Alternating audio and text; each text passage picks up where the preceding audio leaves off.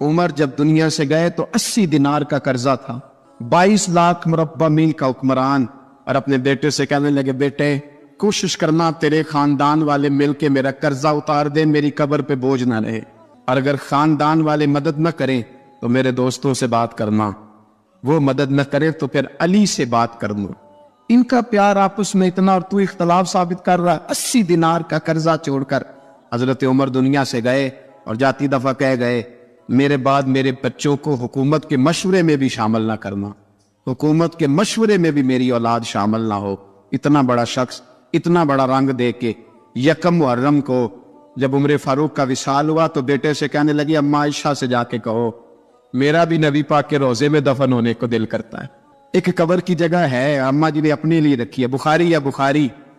حضرت عائشہ کے پاس صاحبزادے گئے، کہنے لگی اماں جی عمر کو زخم لگ گیا ہے، حالت بڑی پریشانی والی ہے۔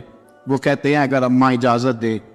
سید عائشہ رو پڑی، فرمانے لگی کہ وہ اپنی قبر کی جگہ تو نہیں نہ کسی کو دیتا، پر عمر نے کمال ہی بڑا کیا، اسے کہو جاؤ گنبد خضرا میں قیامت تک جو مصطفیٰ پہ اور ابو بکر پہ سلام پڑھے گا وہ تجھ پہ بھی سلام پڑھ کے جائے، جاؤ میں نے جگہ دی۔ حضرت عمر فاروق رضی اللہ تعالیٰ عنہ مدینے کی گلی سے گزرے، امیر المومنین ہے، مدینے کی گلی سے گزر رہے ہیں، ایک گھر کے اندر سے بچیوں کے رونے کی آواز آئی، بچیاں رو رہی ہیں، اور بچی اپنی ماں سے کیا کہتی اماں ابو بکر تو اب انتقال کر گئے، حضرت عمر کا پہلے دن ہے خلافت کا، اب ہمارا کیا بنے گا، ابو بکر تو وصال کر گئے۔ حضرت عمر فاروق رضی اللہ تعالیٰ عنہ نے رونے کی آواز سنی، دروازے پہ دستک دی، کہا بیٹو کیا بات ہے؟ تو بچیاں کہنے لگی عمر ہمارے ابا جی ہماری 10-15 بکریاں ہیں، تو ہمارے والد صاحب ان کا دودھ دھو کے بیچا کرتے تھے، گزارا ہو جاتا تھا۔ جس دن ابا جی فوت ہوئے تو اس دن سے لے کر ابو بکر صدیق روز عصر کے بعد آیا کرتے تھے، ہماری بکریوں کا دودھ دھو کے دیتے تھے، کچھ ہم پیتی تھی کچھ بیچ لیتی تھی، گزارا چلتا تھا۔ جس دن ابو بکر صدیق خلیفہ بنے، ہم نے جا کے کہا ابو بکر اب کون دودھ دھوئے گا؟ تو سیدنا صدیق اکبر رضی اللہ تعالیٰ عنہ نے فرمایا بیٹے پہلے تو میں مرضی سے خدمت کرتا تھا، اب تو مصطفیٰ کی امت کی نوکری میری ڈیوٹی بن گئی ہے، تو میں آؤں گا۔ بچیاں رو رہی ہیں، حضرت عمر کو بتاتی ہے، کہتی ہیں ابو بکر چلے گئے ہیں تو ہم پریشان ہیں، یتیم ہیں، لوارث ہیں، بھائی کوئی نہیں، کون آئے گا، کون دیکھ بھال کرے گا؟ حضرت عمر فاروق گھٹنوں کے بل زمین پہ بیٹھ گئے، ان چھوٹی چھوٹی بچیوں کو سینے سے لگایا، فرمانے لگے میں ابو بکر کا کیا کروں، میرے لیے رستے بڑے مشکل کر گیا ہے، میں اس کے کس بادشاہ وقت ہو کے وہ غریبوں کے گھروں میں آ کے ان کی بکریوں کا دودھ بھی دھوتا تھا، امیر المومنین ہو کے یہ رنگ بھی تھا، اور میں بیٹیوں فکر نہ کرنا، جب تک عمر زندہ رہے گا، عمر آتا رہے گا، یہ نوکری کرتا رہے گا۔ کوئی دن بیتے تو حضرت عمر فاروق کو یاد آیا مدینے میں ایک بوڑھی اماں بھی رہتی ہے جس کا کوئی گھر کا کام کرنے والا نہیں، اور جس بی بی کا کوئی بال بچہ نہیں، اور آنکھوں سے بھی وہ نابینی ہے۔ حضرت ابو بکر صدیق رات کے سناٹے میں جایا کرتے تھے، اس کے گھر میں جھاڑو دیتے تھے، یہ بادشاہ ہے، اس کی فقیری کا رنگ دیکھو، اس کو کنویں سے پانی بھر کے لا کے دیتے تھے، اور یہ لفظ آپ سنیں گے تو حیران ہو جائیں گے۔ اس بوڑھی اماں کے لیے نا ایک کونے میں گھر میں دور بار سیل میں ایک جگہ کھود دی تھی جہاں وہ بی بی پخانہ اور پیشاب کرتی تھی۔ امیر المومنین حضرت ابو بکر صدیق رات کو جاتے تھے اور اس کا وہ پخانہ وہاں سے اٹھا کے باہر پھینک کے آیا کرتے تھے۔ اس عورت نے پیغام بھیجا کہ عمر سے کہو میری بھی ڈیوٹیاں تو نہیں سر انجام دینی ہے۔ عمر فاروق ساری رات کام کرتے، سناٹا گہرا ہوتا، جھاڑو دبایا ہے بغل میں، اور عمر فاروق نکلے ہوئے، اس بی بی کے گھر میں جھاڑو دیا جا رہا ہے۔ حضرت انس بن مالک فرماتے میں نے آخری عمر میں بھی اس بوڑھے عمر کو دیکھا ہے، اس بڑھاپے میں بھی میں نے اس شخص کو دیکھا ہے کہ جب وجود کمزور ہو گیا، داڑھی سفید ہو گئی، لیکن پھر بھی اس کا انداز نہیں بدلا۔ اس نے ساری زندگی بادشاہی میں فقیری کر کے گزار دی، یہ پھر بھی کسی کے گھر میں جھاڑو دیتا ہے، کسی کی بکریوں کا دودھ دھوتا ہے، یہ کسی غریب میرے دوست یہ۔ اور جب سیدنا فاروق اعظم رضی اللہ تعالیٰ عنہ خطبہ دینے بیٹھتے تو کپڑے پھٹے ہیں، پیبند لگے ہیں، مزاج سادہ ہے، بڑا مال آیا ہے، بڑا مال، لیکن تقسیم کر دیا، اور یہی انداز آگے اپنے گورنروں کو دیا۔ حضرت سعید بن عامر رضی اللہ تعالیٰ عنہ آپ کے گورنر ہیں، حمص کے گورنر ہیں۔ جب لسٹ آئی نا غریبوں کی، حضرت عمر نے کہا کہ حمص کے جتنے غریب لوگ ہیں ان کی لسٹ بنا کے بھیجو، ان کو چندہ لگانا ہے۔ 17ویں 18ویں نمبر پر حضرت سعید بن عامر کا نام بھی آ گیا۔ گورنر صاحب کا. تو حضرت عمر نے سوچا شاید کوئی اور سعید بن عامر ہے. فرمانے لگے یہ کون ہے جس کی ڈیوٹی لگائی تھی؟ اس سے کہنے لگے یہ سعید کون ہے؟ تو کہا حضرت جی ہمارے صوبے کا گورنر. تو فرمایا اس کی لسٹ فقیروں میں؟ فرمانے لگے پتہ نہیں آپ نے کیا رنگ بھر کے بھیجا ہے، مہینہ مہینہ یہ شخص درختوں کے پتے کھا کے گزارا کر دیتا. کہ یہ میں فرشتوں کی کہانیاں نہیں سنا رہا آپ کو، میں آپ کو جنات کی عالم بالا کی باتیں نہیں، اس دھرتی پہ بسنے والے، اس دھرتی پہ وقت گزارنے والے میرے رسول پاک کے تیار کردہ ہیروں کی باتیں عرض کر رہا ہوں. حضرت عمر گئے ایک دفعہ، کہا مجھے بتاؤ تمہارا گورنر کیسا ہے؟ تو ہمس کے لوگ کہنے لگے ہمیں اپنے گورنر سے 4 شکایتیں. کون کون سی؟ کہ پہلی بات تو یہ ہے کہ گورنر صاحب کو چاہیے فجر کے وقت آئے، یہ سورج نکل آتا ہے تو باہر آتے ہیں گھر سے. آپ کہہ کے تو دیکھیں کسی معمولی سرکاری ملازم سے بھی. پھر آپ دیکھیے آپ کا کیا بنتا ہے. کہا یہ سورج نکلتے وقت آتے ہیں. دوسری شکایت یہ ہے کہ دن کو ملتے ہیں رات کو نہیں ملتے. تیسری شکایت یہ ہے کہ مہینے میں ایک دن ملتے ہی نہیں گورنر صاحب. چوتھی شکایت ہے کہ روتے ہیں کبھی کبھی، اتنا روتے ہیں کہ بے ہوش ہو جاتے. حضرت فاروق اعظم نے کھڑا کر لیا. فرمایا صحیح تیری شکایات آئینہ کا حضور حکم. فرمایا سنا ہے، پہلے تو فجر کے وقت آ جاتا تھا لوگوں کے مسائل سننے، اب تو سورج نکلتے وقت آتا ہے. کہ حضور بیوی بیمار ہو گئی ہے اور گھر میں نوکر تو ہے کوئی نہیں، تو میں سویرے اٹھتا ہوں تو پہلے ناشتہ بناتا ہوں، بچوں کو کھلاتا ہوں. اس عورت نے 35 سال میرے ساتھ وفا کی ہے، اب چارپائی پہ ہے تو میں اس کے منہ میں نکمے ڈالتا ہوں. کہا اسے کھانا کھلا کے جب وہ دعا دیتی ہے تو پھر نکلتا ہوں. تو کہا سنا ہے تو ہفتے میں ایک دن ملتا ہی نہیں، مہینے میں. کہنے لگے حضرت جی جب مدینے سے آیا تھا تو ایک کرتا اور ایک تامت ساتھ لایا تھا، مجھے آج 2.5 سال ہو گئے ہیں میں نیا لباس نہیں خرید پایا. میں نے عرض کی میں اس دھرتی میں بسنے والے لوگوں کی داستان سنا رہا ہوں. کہا میں اپنی تاب میں دھو کر خشک ہونے کو ڈال دیتا ہوں، اسے آدھا دن لگ جاتا ہے، خشک ہوتی ہے تو تاب میں پہن کے قمیض دھو لیتا ہوں اور پھر قمیض ڈال دیتا ہوں. حضرت جی سارا دن بیت جاتا ہے تو باہر نہیں آ پاتا. حضرت عمر فاروق کی گردن جھک گئی. کہا سنا ہے تو رات کو ملتا ہی نہیں. یہ لفظ کہے تو حضرت سعید بن عامر کہنے لگے یہ میرا راز تھا، آپ میرے امیر نہ ہوتے تو کبھی فحش نہ کرتا. دن میں نے بندوں کے لیے رکھا ہے، رات اپنے رب کے لیے رکھی ہوئی ہے. میں رات کی تنہائیوں میں اپنے کریم کی بارگاہ میں جاتا ہوں اور میں سارے دن کے گناہوں کی معافی مانگتا ہوں. میں اپنی غلطیوں کی تلافی کا سوال کرتا ہوں، اس کے حضور جاتا ہوں، اسے دکھڑے سناتا ہوں. رات میری اس کے لیے بیت جاتی ہے. حضرت عمر کی اور گردن جھک گئی.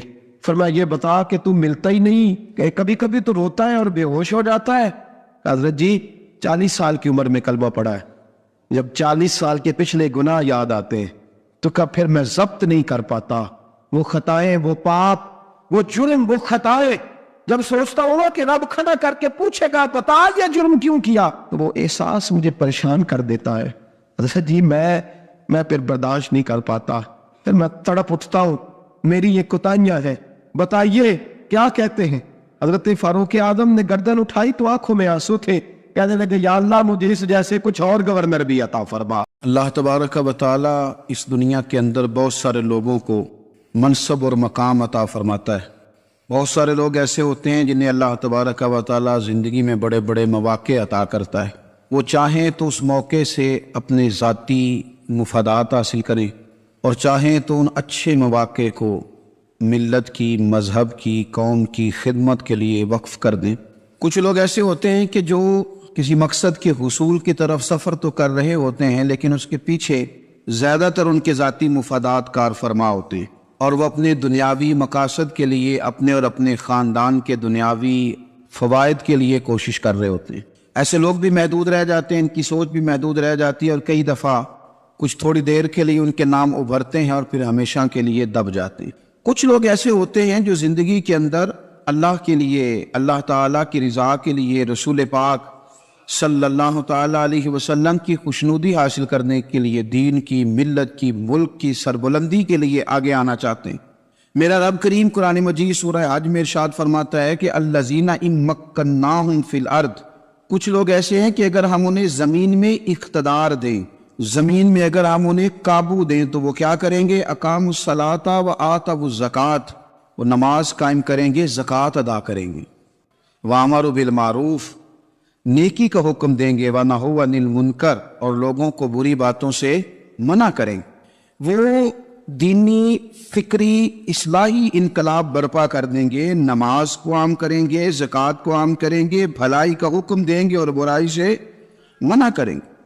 اللہ تبارک و تعالیٰ نے ان لوگوں کو جب اقتدار دیا، وہ کون لوگ تھے؟ سیدنا صدیق اکبر، حضرت فاروق اعظم، سیدنا عثمان غنی، حضرت مولا علی رضوان اللہ تعالیٰ علیہم اجمعین۔ اللہ نے جب ان لوگوں کو اقتدار دیا زمین کے اندر، اللہ تبارک و تعالیٰ نے انہیں نبی پاک علیہ الصلاۃ والسلام کی نیابت کے لیے چنا، تو ان لوگوں نے یہ انقلاب برپا کیا، نمازیں عام ہو گئیں، شوق سے لوگ صدقات و خیرات دینے لگے، بھلائی عام ہوئی، برائی کا کلا کما کیا گیا۔ ہمارے ہاں بھی لوگ احتساب کی باتیں کرتے ہیں، ہمارے ہاں بھی لوگ کہتے ہیں کہ میں رشوت خوری کو، کرپشن کو، ناجائز چیزوں کو ہمیشہ کے لیے جڑ سے اکھیڑ پھینکوں گا۔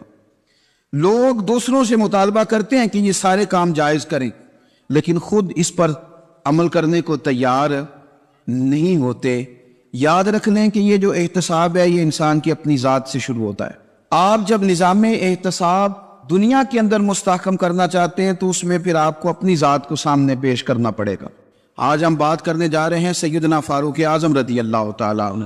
تو جناب عمر فاروق رضی اللہ تعالیٰ عنہ کا جو نظام احتساب ہے، انہوں نے اس کو گھر سے شروع کیا تھا، اپنے آپ سے اس کا آغاز فرمایا تھا۔ ہمارے ہاں یہ ہوتا ہے کہ جس بندے کے اکاؤنٹ میں اچھے خاصے پیسے ہیں، وہ بل جمع کرانے جائے تو اسے لائن میں نہیں لگنا پڑتا، مینیجر صاحب اسے آگے بلا لیتے، تو وہ بعد میں کیا کہہ رہا ہوتا ہے؟ کہتا دیکھو اللہ نے کتنی عزت دی ہے، مجھے لائن میں نہیں لگنا پڑا۔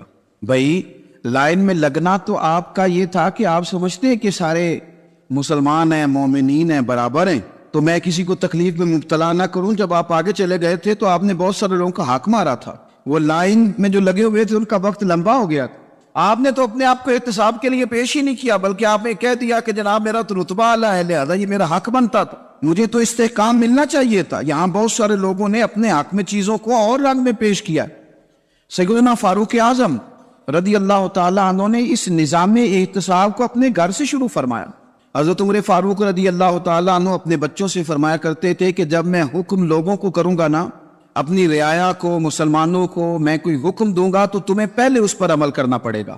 آپ فرمایا کرتے تھے یاد رکھنا لوگ تمہیں اس طرح دیکھیں گے، لوگ اس طرح تمہیں دیکھیں گے جس طرح گوشت کھانے والا پرندہ گوشت کو دیکھا کرتا ہے۔ چیل گوشت کھاتی ہے تو کیا کبھی اس کو پیغام بھیجنا پڑا ہے کہ تو آجا یہاں گائے مر گئی ہے، بھینس مر گئی ہے؟ خود بخود اس کی نظر ہوتی ہے، وہ پہنچ جاتی ہے۔ جناب عمر فرمانے لگے میرے گھر والوں، میرے بیٹوں، میری بیٹیوں، میری اہلیہ، لوگ تمہیں اس طرح دیکھیں گے جس طرح گوشت کھانے والے پرندے دیکھتے ہیں، لہذا میں جب کسی کو عمل کروں تو پہلے تمہیں اس پر عمل کرنا پڑے گا جب میں کسی کو حکم دوں۔ آپ فرمانے لگے یاد رکھنا اگر تم نے میرا حکم نہ مانا تو غیروں نے حکم نہ مانا تو انہیں ایک سزا ملے گی، اور اگر میرے گھر والوں نے نہ مانا تو ڈبل سزا ملے گی، تم پر ڈبل سختی کی جائے گی کہ تم نے میری بات کیوں نہیں مانی۔ یہ نظام احتساب ہے۔ ہم نہ دوسروں کے بچوں کا گلا کاٹ کے اپنے بچوں کی خوشیاں لینا چاہتے ہیں، ہم چاہتے ہیں کہ دوسروں کے بچوں کے حصوں کا مال میرے گھر میں آ جائے، آ جاتا ہے۔ کچھ لوگوں کی سیاست چل جاتی ہے، کچھ لوگوں کا فریب اور فراڈ کام کر جاتا ہے، لیکن وہ گھر روشن نہیں ہوتے۔ ان گھروں میں پیسہ ہوتا ہے پر قرار رخصت ہو جاتا ہے، ان گھروں میں آسانیاں اور وسعتیں تو آ جاتی ہیں لیکن ایک دوسرے کا احترام ختم ہو جاتا ہے۔ سیدنا فاروق اعظم رضی اللہ تعالیٰ عنہ کا یہ طریقہ تھا کہ وہ اپنے بچوں پر سختی کرتے۔ آپ ہمارے ملک میں یہ نظام ہے، موجودہ حکمران ہو یا ان سے پچھلے، بچے سب کے ملک سے باہر رہتے ہیں، یہاں رہتے ہیں تو محلات میں، باہر جاتے ہیں تو بڑی بڑی آسائشوں میں۔ ان کے بچوں کے لیے قانون بھی الگ سے ہیں، قاعدے بھی الگ سے ہیں، اور ہمارے ملک کے اندر تو ایک باقاعدہ پروٹوکول کا سسٹم ہے، اس سسٹم سے گزر کر بڑے بڑے لوگ چلنا پسند کرتے ہیں۔ ہمارے زمانے میں بھی کچھ چیزیں سرکاری ہوتی ہیں خالص، لیکن عجیب نظام ہے نا، ہر چیز کا کرایہ بڑھ جاتا ہے، سرکاری دکان کا نہیں بڑھتا۔ باقی دکانیں 5-6 سال کے لیے ملتی ہیں، سرکاری دکان پہ آپ قبضہ کرنا چاہیں تو پورے 100 سال کے لیے مل جاتی ہے، چونکہ یہ عام عوام کی پراپرٹی ہے تو اس کے ساتھ جو مرضی کو سلوک کرے۔ ایک سرکاری چراگاہ تھی جس کے اندر جانور چرا کرتے تھے، ہمارے ہاں بھی پنجاب میں کچھ جگہیں ہوتی ہیں تو ہم لوگ کہتے ہیں شام لاٹ ہے، سرکاری چراگاہ میں جانور چرا کرتے تھے۔ حضرت عمر فاروق رضی اللہ تعالیٰ عنہ کے صاحبزادے سیدنا عبداللہ ابن عمر رضی اللہ تعالیٰ عنہ نے بھی ایک اونٹ خرید لیا، تو سب لوگوں کے جانور سرکاری چراگاہ میں چرتے تھے، آپ نے بھی اپنا جانور وہاں چرنے کے لیے، کھانے پینے کے لیے چھوڑ دیا۔ وہ جب اونٹ آیا تو پتلا تھا، کچھ دنوں کے بعد وہ فربا ہو گیا، طاقتور ہو گیا، موٹا تازہ ہو گیا۔ حضرت سیدنا عبداللہ ابن عمر رضی اللہ تعالیٰ عنہ نے بیچا تو وہ ڈبل قیمت سے بھی زیادہ کا بکا، کیونکہ پہلے دبلا پتلا تھا، اب موٹا تازہ فربا ہو گیا۔ حضرت سیدنا فاروق اعظم رضی اللہ تعالیٰ عنہ کو پتا چلا تو بلایا، فرمایا پتر اونٹ بیچ دیا ہے؟ ابا جی بیچ دیا ہے۔ فرمایا کتنے کا خریدا تھا؟ اتنے کا۔ بیچا کتنے کا؟ ڈبل قیمت بتائی۔ فرمایا اس طرح کر کے اصل رکھ لے اور جو اوپر ملی ہے مجھے دے دے۔ حضور آپ نے کیا کرنی ہے؟ فرمایا میں سرکاری خزانے میں جمع کروں گا۔ حضور کیوں؟ فرمایا اس لیے کہ تیرا اونٹ سرکاری جگہ پہ چرا کرتا تھا، وہ گھاس سرکاری جگہ سے کھاتا تھا۔ حضور سب کے کھاتے۔ عبداللہ ابن عمر کہنے لگے سب کے کھاتے ہیں؟ آپ فرمانے لگے تو سب میں شامل نہیں ہے، تو امیر المومنین کا بیٹا ہے، تجھے میں یہ حق نہیں دے سکتا، تیرے اوپر تھوڑی سختی زیادہ کی جائے گی، تجھے یہ حق نہیں ملے گا۔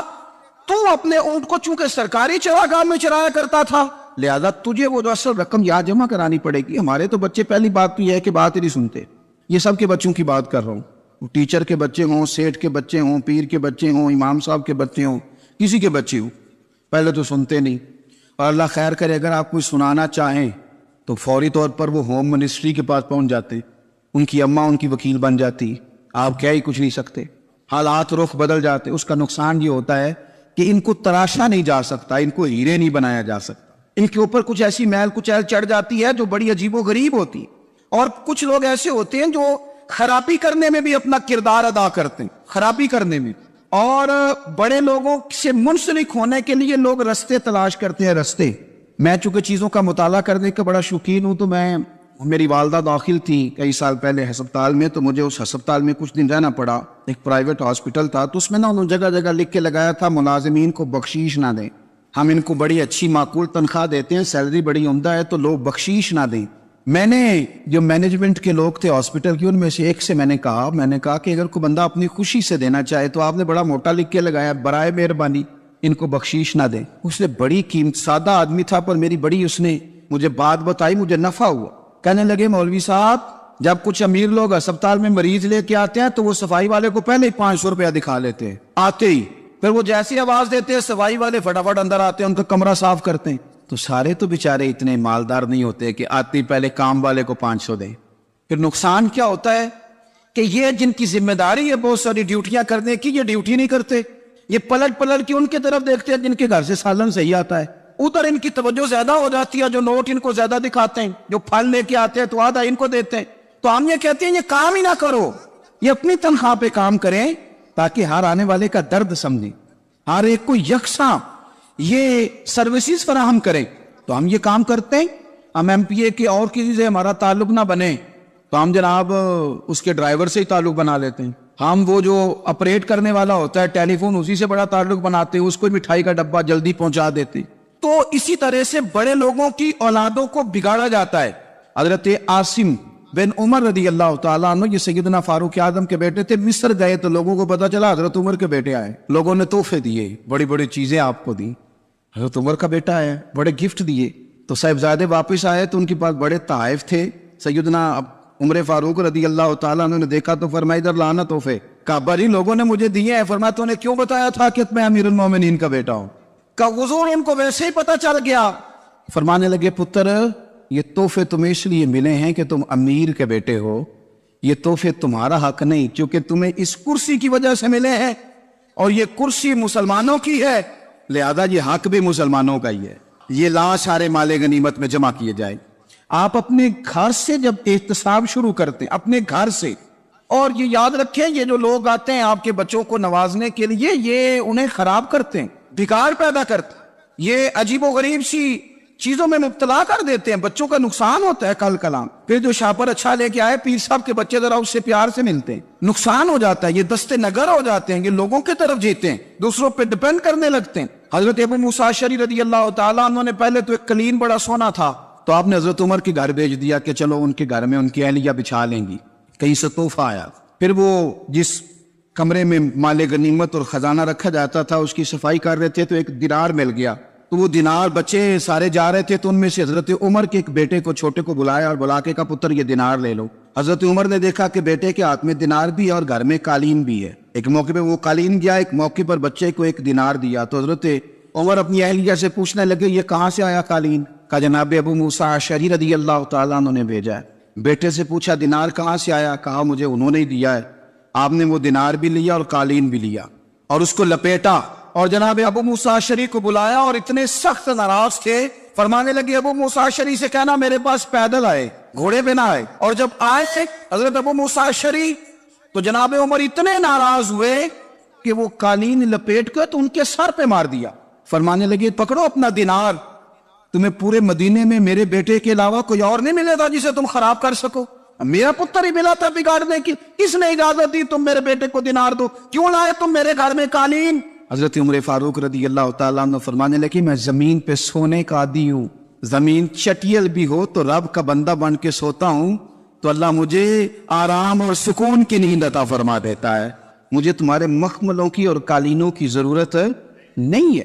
احتساب یہاں سے شروع ہوتا ہے بھائی، یہاں ہم نہ اپنے گھر میں بیٹھ کے مایوس باتیں کرتے ہیں اور فلانے کے بچے کہاں پہنچ گئے، فلانے کے بعد بڑا پیسہ آ گیا، میں کچے مکان میں رہوں، میں یہ کروں، دیکھو مجھے نہیں سہولی۔ یہ تو آپ مایوسی والی باتیں کر رہے ہیں، یہ تو آپ کمزور باتیں کر رہے ہیں، یہ تو اس طرح کی باتیں تو ہارے ہوئے لوگ کرتے ہیں۔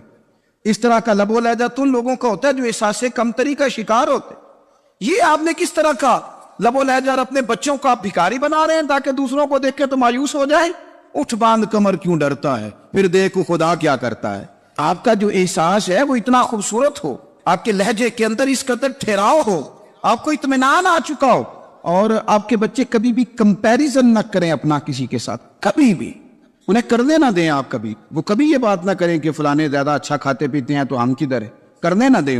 انہیں بتائیں کہ بیٹا اپنی مٹی پہ چلنے کا سلیقہ سیکھو، سنگ مرمر پہ چلو گے تو پھسل جاؤ گے۔ ان کو بتائیں کہ جو تمہارے پاس ہے یہ خدا کا عطیہ ہے، اسی پر تم نے قناعت کرنی کبھی بھی۔ حضرت زید بن حارثہ سے نبی پاک صلی اللہ علیہ وسلم کو بڑا پیار تھا، پھر ان کے بیٹے حضور کے غلام زادے حضرت اسامہ بن زید کے ساتھ بھی حضور بڑا پیار کرتے، لیکن یہ تو مسلمہ حقیقت ہے نا کہ عظمت اور شان تو سیدنا فاروق اعظم کی زیادہ ہے۔ امت کا اتفاق ہے کہ نبیوں کے بعد سب سے بڑا درجہ جناب صدیق اکبر کا، اور پھر اللہ نے مقام عطا کیا حضرت فاروق اعظم کو۔ یہ بڑے لوگ تھے۔ ایک دفعہ مال تقسیم ہو رہا تھا تو حضرت عمر رضی اللہ تعالیٰ عنہ نے نا حضرت اسامہ بن زید کو 4000 دینار دیے اور اپنے بیٹے عبداللہ ابن عمر کو 3000 دینار دیے۔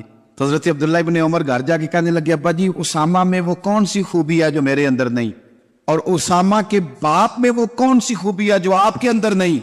تو حضرت عمر کی عاجزی دیکھیے، حالانکہ بالاتفاق دنیا جانتی ہے کہ جناب عمر فاروق رضی اللہ تعالیٰ عنہ افضل ہیں، پھر بھی پتہ اپنے بیٹے سے کیا کہتے ہیں؟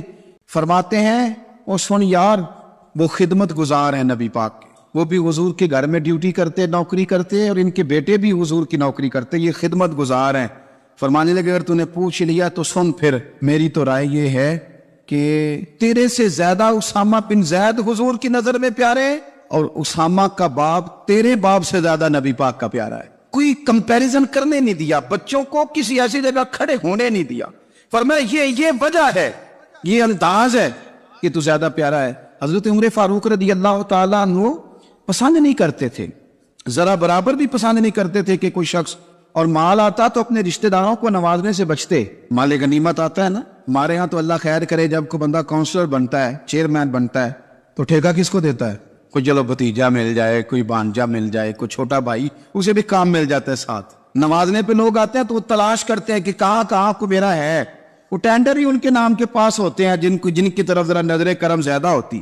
حضرت عمر فاروق مال تقسیم کر رہے تھے تو بیٹی آگے کہنے لگی ابا جی رشتہ داروں کا بھی حق ہوتا ہے، آپ سب کو دیتے ہیں، آپ کے اپنے آپ کے قریب ہی نہیں آتے۔ تو حضرت عمر فاروق نے کیا لفظ کہے، کیا حقیقت ہے، کیا حسن ہے۔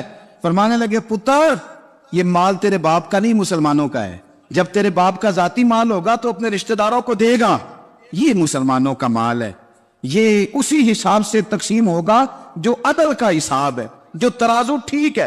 فرمایا تو مجھے یہ مشورہ نہ دے، یہ مسلمانوں کا مال۔ یہاں سے نظام احتساب شروع ہوتا ہے، یہاں سے انسان آگے بڑھتا ہے، اور پھر کوئی تکلف نہیں کسی پر حضرت عمر کا، کوئی چھوٹا ہے یا بڑا ہے۔ حضرت ابو سفیان رضی اللہ تعالیٰ عنہ سردار رہ چکے ہیں مکے کے، بڑے آدمی، لیکن نظام احتساب میں کوئی چھوٹا بڑا نہیں ہوتا۔ حضرت عمر فاروق مکہ مکرمہ گئے تو لوگوں نے کہا حضور جناب ابو سفیان نے نا گلی میں پتھر رکھے اور بہت سارے لوگوں کو رستوں میں تکلیف ہو رہی ہے، تو حضرت ابو سفیان رضی اللہ تعالیٰ عنہ سے بھی لوگ کہہ دیتے تو وہ بھی اٹھا دیتے، لیکن لوگوں نے چونکہ وہ سردار تھے، بڑے تھے، تو لوگوں نے ان سے کہا نہیں۔ حضرت عمر جب آئے تو کہا تو جناب عمر نے پرواہ نہیں کی، خود آئے، جناب ابو سفیان سے کہا یہ پتھر آپ نے رکھے؟ کہا حضور ہاں۔ فرمایا یہ بھی اٹھائیے، یہ بھی اٹھائیے، یہ بھی اٹھائیے۔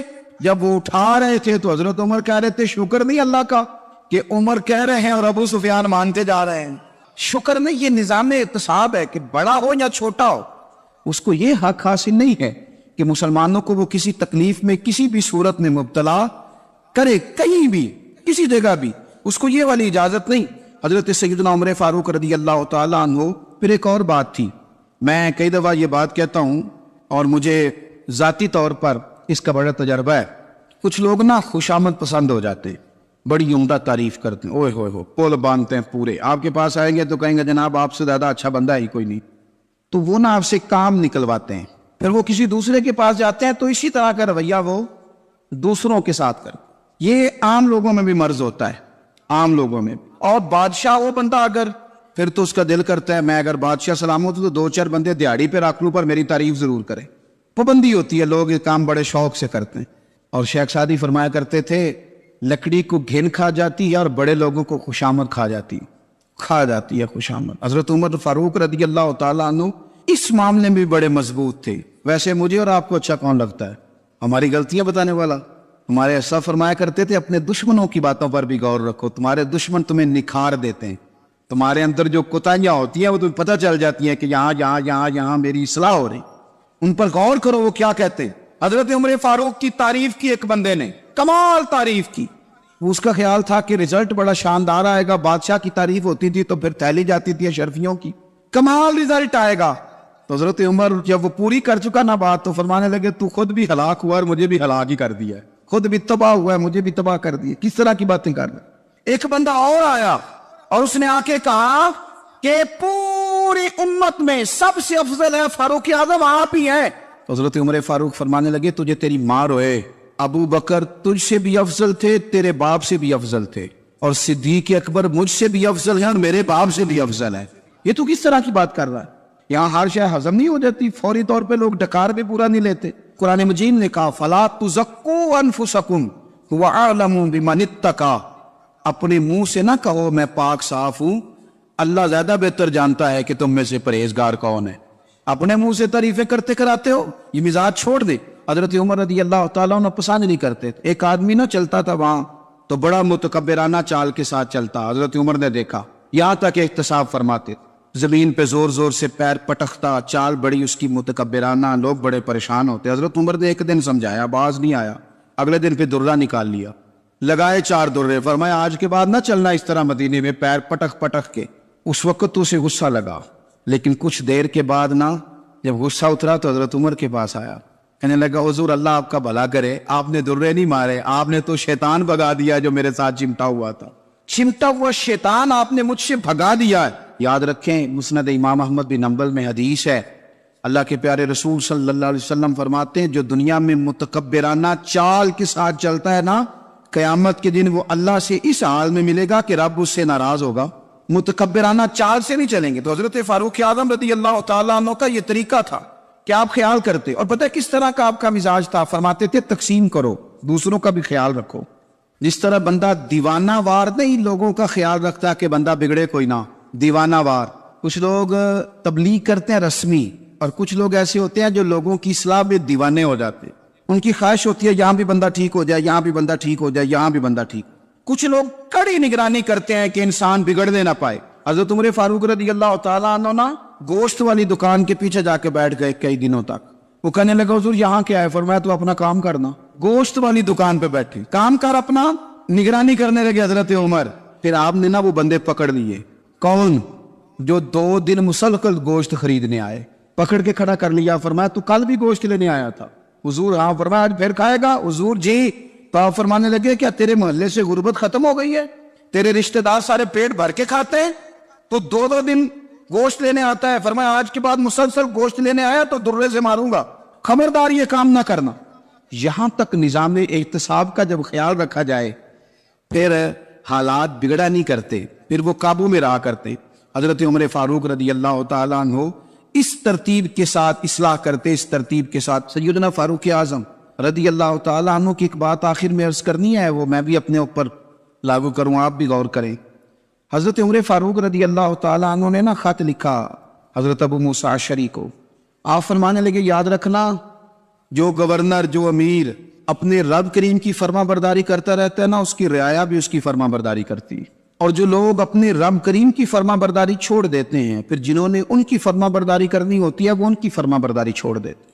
آپ نے سپہ سالاروں کو خط لکھے تھے، فوج کے جو جرنیل تھے، کمانڈو تھے، ان کو خط لکھے تھے، فرمایا جو سپاہی نماز نہیں پڑھتا اسے فوج سے نکال دو، اور ساتھ لکھا تھا یاد رکھو جو رب کا وفادار نہیں وہ ہمارا کیسے ہو سکتا ہے، نکال دو ان لوگوں کو، فوج سے الگ کر دو۔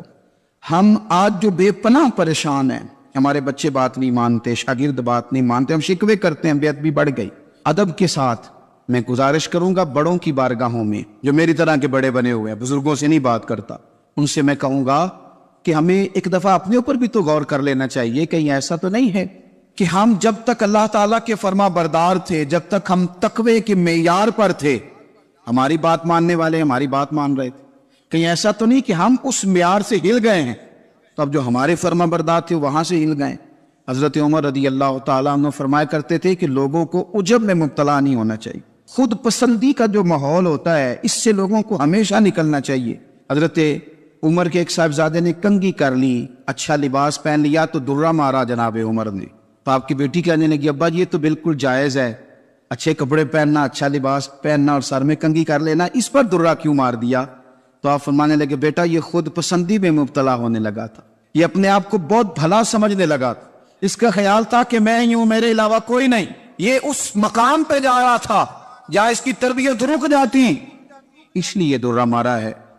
ایک دفعہ حکومتی معاملات کے اندر آپ کی اہلیہ نے مشورہ دینا چاہا، بڑے کام بیویاں نہیں کرتی، بڑے بڑے معاملات میں مداخلت نہیں کرتی۔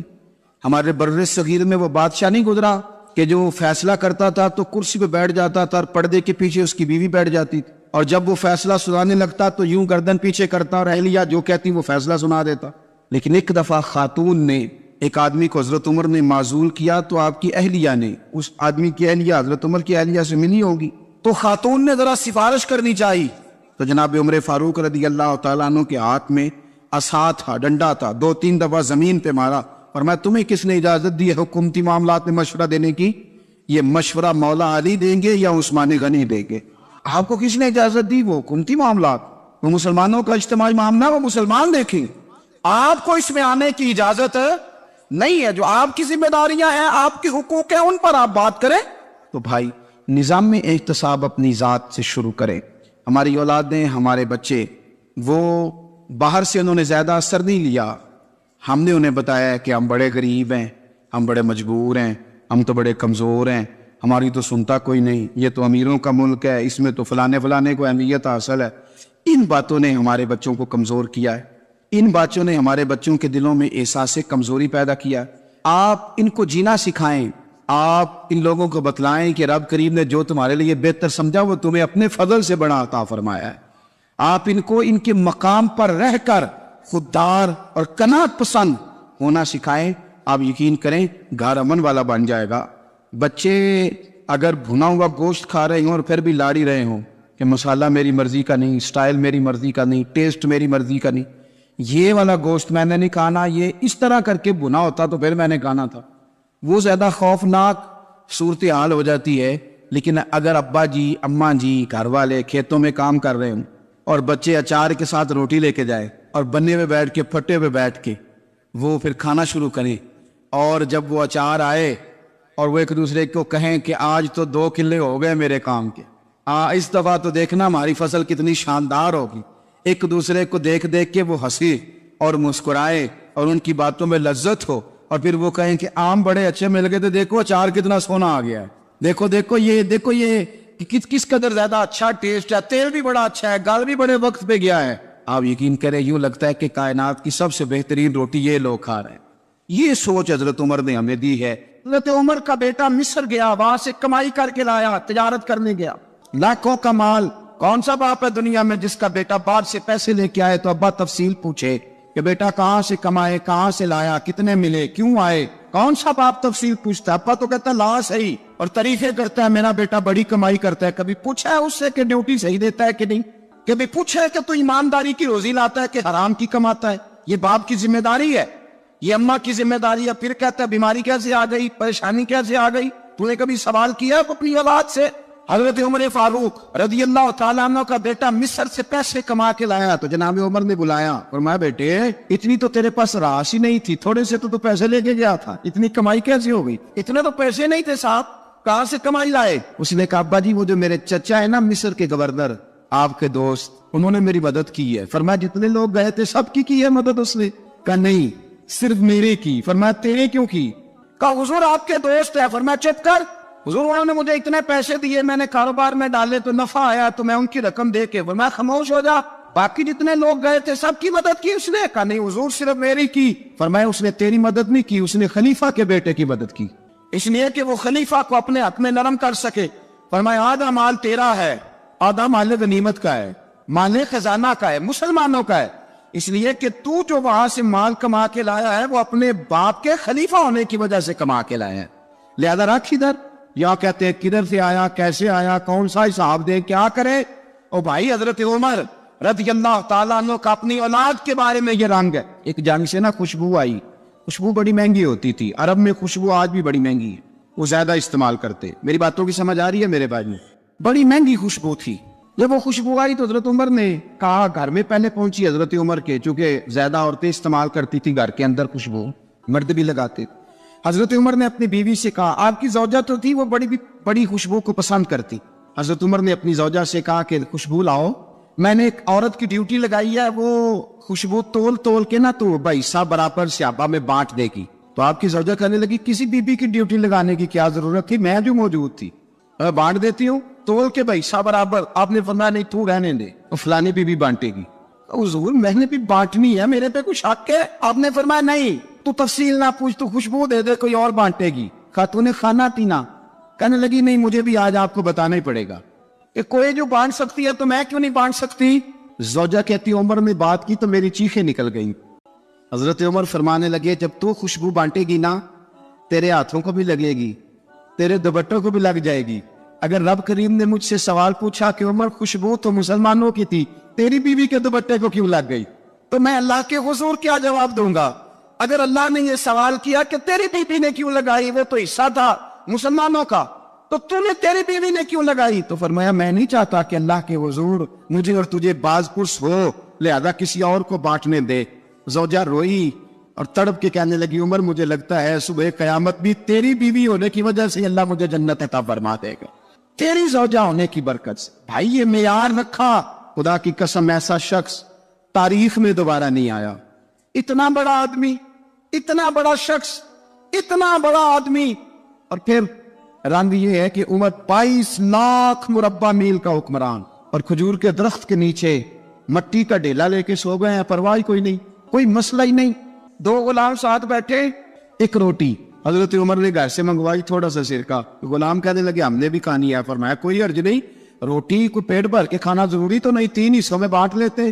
ایک آدمی آیا ہوا تھا مصر کا رہنے والا ملنے کے لیے، اس نے پوچھا عمر کدھر ہے؟ تو کہا وہ ادھر جاؤ مسجد میں بیٹھے ہوں گے. اور واپس آیا تو کہنے لگا وہاں تو 3 غلام بیٹھے، ایک روٹی بانٹ کے کھا رہے ہیں، لگتا ہے کئی دنوں سے روٹی نہیں ملی. کہا 3 غلام تو کوئی نہیں، وہاں 2 ہی تھے، تیسرے تو امیر المومنین تھے. اس نے کہا نہیں 3 غلام ہیں، کپڑے بھی ایک طرح کے پہنے ہوئے، بلکہ 2 کے تو پھر صحیح ہے، تیسرے کے تو زیادہ ماڑے ہیں. کپڑے بھی ایک طرح کے، کھانا پینا بھی ایک طرح کا، اور ان کا نشست برخاست بھی ایک طرح کی ہے، لہذا کوئی فرق نہیں. حضرت ابو ہریرہ کہتے ہیں میں لے کے آیا، اور جناب عمر کو جب میں نے کچی زمین میں تامت سمیٹ بیٹھے دیکھا تو میں رو پڑا. میں نے اس مصر سے آنے والے کو کہا تو اس کے جلوے دے، اگر اس کی ذات میں اتنا حسن ہے تو محمد عربی کا مقام کیا ہوگا؟ مقام غور. 10 محرم کو لوگ دیگے پکائیں گے نا، ہم بھی پکائیں گے انشاءاللہ، یہاں بھی پروگرام ہوگا. تو 10 محرم کو جو دیگ پکنی ہے تو ایسا نہیں ہو سکتا کہ 1 محرم کو حضرت عمر کے نام کی بھی کوئی پک جائے. اگر امام حسن حسین کے نام کی دیگیں پکے تو جو امام حسن حسین سے پیار کرنے والے، جو امام حسن حسین سے، ہم لوگوں نے بھی عجیب رٹا اپنایا ہے نا، ہم لوگ بات کا ایک پہلو دیکھتے ہیں دوسرا نہیں دیکھتے.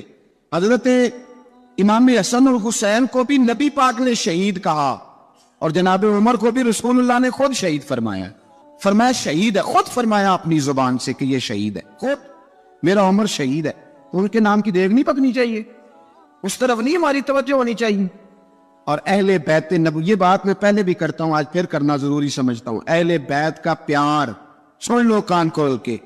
اہل بیت کا پیار اگر ہمیں کسی نے سکھایا ہے تو سیدنا عمر فاروق نے سکھایا ہے. اہل بیت نبوت کی محبت اگر کسی نے سکھائی ہے تو کس نے سکھائی ہے؟ بول کے بتائیے. حضرت عمر نے. اہل بیت کا پیار ہمیں حضرت عمر نے بول کر کے سکھایا ہے. بھائی یاد رکھے، کسی کی طاقت نہیں تھی دم مارنے کی حضرت عمر کے سامنے، طاقت ہی نہیں تھی. کیسر و کسرا کانپ جاتے تھے، جرأت ہی نہیں کرتے تھے حضرت. اور ہمارے تو تعلقات بڑے ہیں نا غیروں سے. حضرت ابو موسیٰ اشعری رضی اللہ تعالیٰ عنہ فرماتے ہیں میرا منشی عیسائی تھا، وہ کاتب کہتے تھے وہ لوگ، میرا حساب کتاب عیسائی تھا. تو فرماتے ایک دن میں نے وہ سارا حساب کتاب لین دین کے حضرت عمر کو دکھائے تو فرمانے لگے جس میں لکھے ہیں اس کو بلاؤ. کہنے لگے ضرور مسجد نہیں آ سکتا. کیوں نہیں آ سکتا؟ کہنے لگے وہ عیسائی ہے. کہتے حضرت عمر جلال میں آ گئے. آپ فرمانے لگے جنہیں رب دور کرتا ہے تم کیوں قریب کرتے ہو؟ جنہیں اللہ دور کرتا ہے. فرمایا تم غیروں کو اگر عہدے دو گے تو اپنوں کا کیا بنے گا؟ اگر تم غیروں کو عہدے دو گے تو اپنوں کا. ہم نے غیروں کو عہدے دیے تو دیکھا نا اپنے کس طرح کاٹے جا رہے ہیں. غیروں کو جو عہدے دے دیے جرانے سارے غیروں سے. روز دعویٰ ہوتا ہے چین ہمارا سجن ہے، چین ہمارا دوست ہے. او بھائی دوست ہے تو اس سے کہو نا کہ برما تو تمہاری ایک چھوٹی سی ریاست ہے، چین کے بغیر تو وہ سانس بھی نہیں لے سکتا. اس کو کہو نا اس حکومت پہ دباؤ ڈالے. لیکن ہم لوگوں نے غیروں کو عہدے دیے تو اپنے پس گئے. حضرت عمر کہتے تھے ذمہ کا ہم ادب کریں گے، ذمہ کافر کا ہم، ایسا کافر جو مسلمان ریاست کو قبول کرے، بدامنی نہ پھیلائے. ایک آدمی کو آپ نے دیکھا آنکھوں سے نابینا ہے اور بھیک مانگ رہا ہے تو حضرت عمر کو نظر آ گیا. فرمایا کون ہو؟ اس نے کہا میں یہودی ہوں.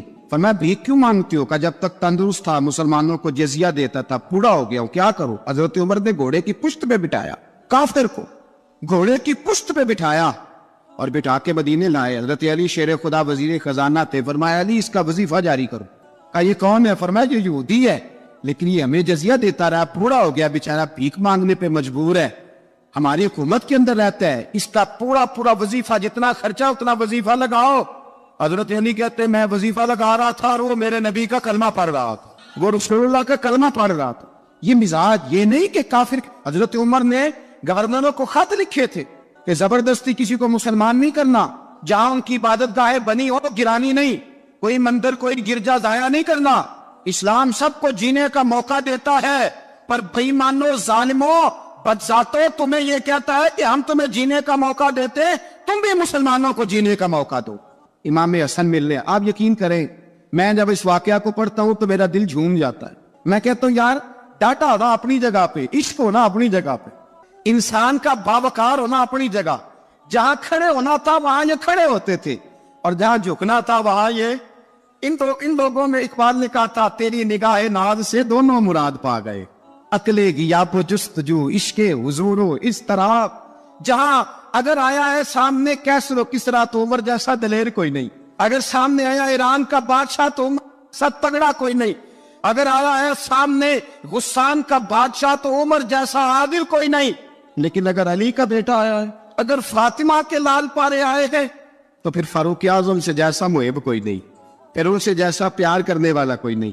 اندر بیٹھے ہیں جناب عمر، اندر تنہائی میں کچھ وزیروں سے گفتگو ہو رہی ہے، میٹنگیں جاری ہے. آپ کے بیٹے ملنے آئے جناب عبداللہ ابن عمر، ابا جی ملنے آئے. بات ٹھہرو، بات کر رہا ہوں، کوئی نہ اندر آئے. صاحبزادہ باہر کھڑا ہے. تھوڑی دیر گزری تو امام حسن بھی آ گئے. کون آئے؟ آپ کو عجب ملے گا امام صاحب کا نام لینے سے، وہ سردار ہے جنتی.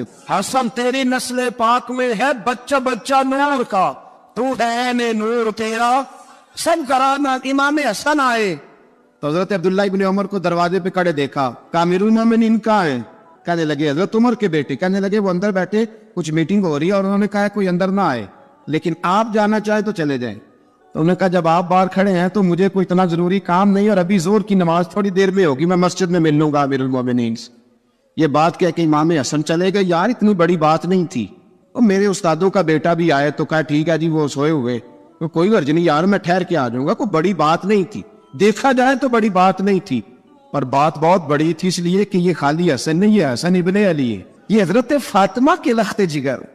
حضرت عمر باہر نکلے. عبداللہ ابن عمر سے پوچھا کوئی آیا تو نہیں؟ تو کہا حضور امام حسن آئے تھے. تو کہا پھر شہزادے کو اندر کیوں نہیں بھیجا؟ میں نے کہا تھا. وہ کہنے لگے اگر امیر المومنین مصروف ہیں تو میں ظہر میں مل لوں گا. حضرت عمر رونے لگے. فرمایا بیٹے تو نے اچھا نہیں کیا. پھر مسجد نہیں گئے, سیدھے امام حسن کے دروازے دستک دی. امام حسن باہر آئے. کہا شہزادے آئے تھے تو ملے کیوں نہیں؟ تو امام حسن کہنے لگے حضور آپ کا اپنا بیٹا دروازے پہ کھڑا تھا اور منع بھی کیا تھا آپ نے تو میں زور میں مل لیتا.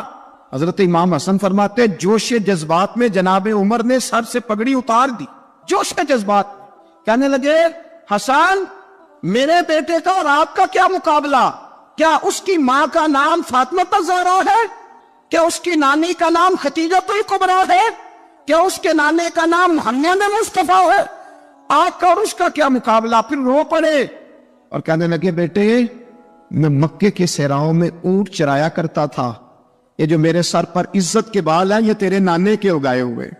میں مکے کے خبردار شہزادے خبردار. او بھائی اہل بیت نبوت کے ادب کا رنگ اگر سکھایا ہے تو سیدنا عمر نے سکھایا ہے.